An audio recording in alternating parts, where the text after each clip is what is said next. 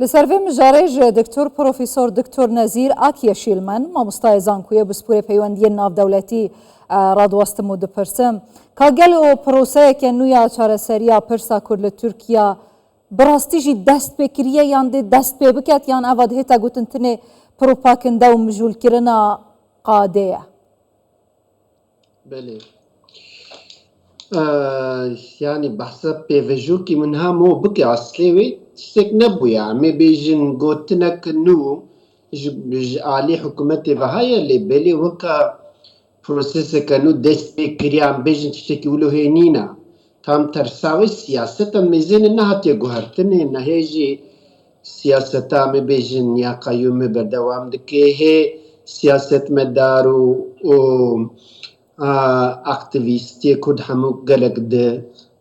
اد حبسادن يگو سوجي وهابن يگو نبن ورحاصل اوكا بلن دس فكرنا ما بيجن قلتنا باخشلي قو بلا بوري مجلسي ده باخذي ورحاصل يعني بروسيسا اشتي ان ناوهاي عسلي وي فديسا ميزين بنقهاوي ده نتشتكي سالم نينا قلت لك اول الجورا هو پیش و دبن لی بری تکس نزانه بنوی ده چه هیا ارمانجا و چیه و چلو بردوام کن هی تشتکی ولی زلانینه یا براستی باشا دناوا گوتنه تدا هیجی تشتکی زلال نینه براستی ارمانجا وان چیه وقت دبیجی ده چلو دست پی بکن ترکیه دوید امیدا نچاری دست بکرنا پروسه که آشتی و چاره سریه دوان آلوزین روش حالاتا ناوین تدا در باست بیت؟ فيقا في حالو بلي اف شركي كورة دورة دريجة صد سالا بوريا بمليونة كسي كردهن التركي والروجلاتا ناوين نيرو بسبا كنجي بمجبور شهر سريكي جيروري ديتن حتى قيامت تشر بردوام ناكي وتكس الدنيا شركي وها مظن بي عشتي شهر سري جيرا ندتي شهر سري نشرا نكشتنا نسلاحا نشكا تشتي وصانين دنيا ده مناكا وينينا لبلي ميزين التركي هي حكومة دولة غازي قوفي پیش به اخترون دی وک دناف پک کدی جت خوازن گو بچکو بشر و مسئله پیش و ببن لبلی یاج بوی منفعتا گل یاج به منفعتا گلی یه ترک و کرد و حموک گلی جروش لاتا ناوین را عشتیا باشا يعني هجای نزیر نسار سری چه نابه تمام هجای نزیر گوهرتنا دستور دروجه داویه و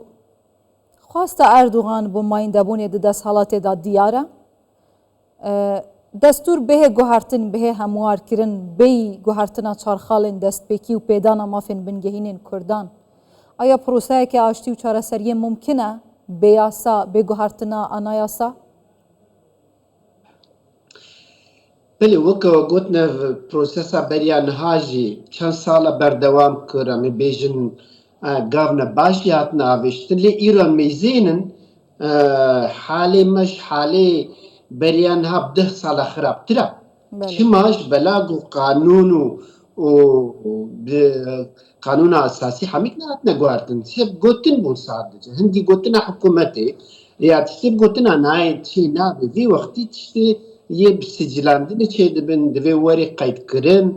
وبقانون وري قوتن وكي دي إيرو ونبي تماما معشتي كل صبا يكي ديوي بيأس قبول ناكم تشتي وصاتشي نابن دفي رسمي بقوتنا قو أمي بروسيسا كبراتي شبكن يا براتي قوتنا براتي تمام تشتكي باشا لي نافاوي فالايا تشتك ناف دنينا بقوتنا تشتكي نابي إيرو وقتين بيجن أفنها كارنيقو أم نافي دنا تشافقو أم نافي دنا يه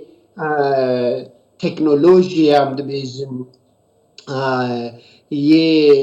अद्वी वक्ती है सर गोतने و بحثا براتی بکن اف تشتغال انا و تکس باوریا واجی پی نای باوریا تکس بگوتنه وها نای گەرەکە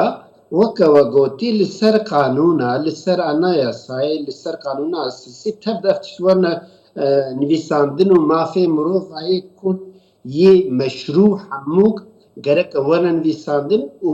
wek hevî çê bibê. باشە بکورتی هێژایê نەزیر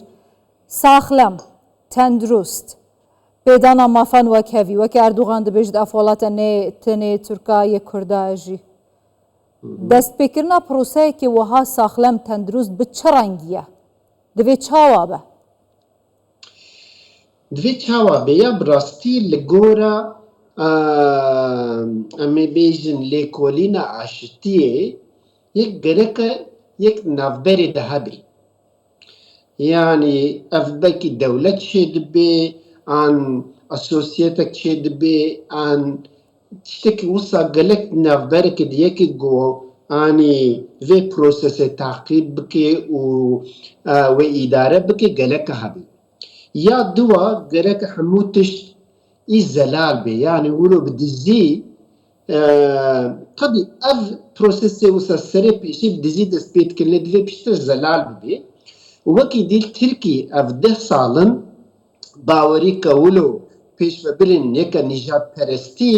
got gelek însan niha îdiyê got bixwe hikûmet jî waqayîl nake wa razî nake çûnku însan û zihniyetek û fikrekî wilo çêkirin li Tirkiyeyê yekî qasî nîjadperestiyê got ew bixwe aşitiyê naxwazin yani.